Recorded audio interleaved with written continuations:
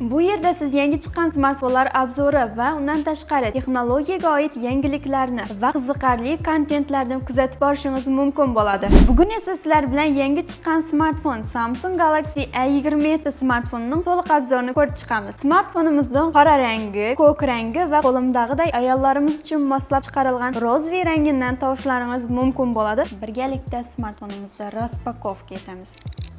Ochaveraymi? Lozim sizlarga.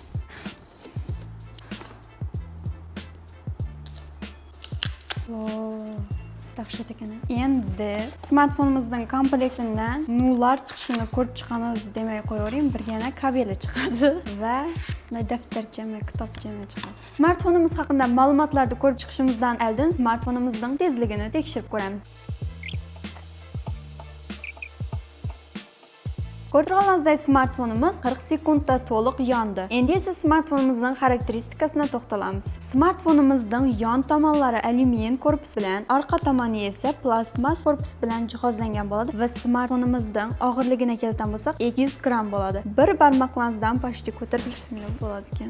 Yoshi katta mamalarimiz ham bemalol qo'lida ko'tarib cho'ntaklarida ishlatsa bo'ladigan smartfon. Endi smartfonimizning ekranini to'xtalsak, smartfonimizning ekrani 120 Hz tashlaydi. Silliq umuman qotmasdan sizlarga xizmat ko'rsatib beradi. Smartfonimizning displeyini to'xtalatan bo'lsak, Super AMOLED ekran bilan jihozlangan bo'ladi. Smartfonimizning ekran nitlarini to'xtalatan bo'lsak, 1400 nitsni tashkil etadi va bu bizlarning quyoshli o'lkamizda smartfonimizning ekranini bemalol ko'rib berish imkoniyatini beradi va bemalol smartfonimizdan quyoshli ob-havodan foydalanib bilasizlar. Samsung Snapdragon prosessorini A seriyalarga shu vaqtgacha qo'ymagan, lekin Samsung tarixni yangiladi. Ya'ni Samsung A27 smartfonini Snapdragon 6 Gen 3 prosessorini bilan jihozladi. Bu degani endi sizlar bemalol PUBG Mobile, PUBG Mobile va Call of Duty degan o'yinda bemalol o'ynasanglar bo'ladi.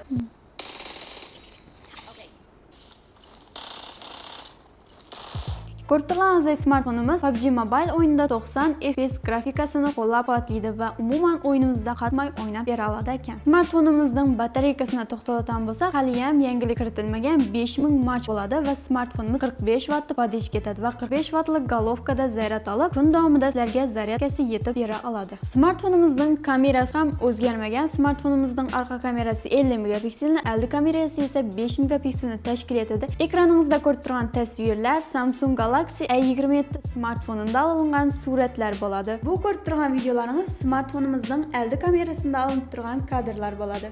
Bu esa smartfonimizning orqa kamerasida olinib turgan kadrlar 3K 60 fps video sifati bo'ladi. Endi esa kommentariyaga o'z fikrlaringizni yozib qoldiring. Smartfonimizning kamera sifati sizlarga yoqdimi?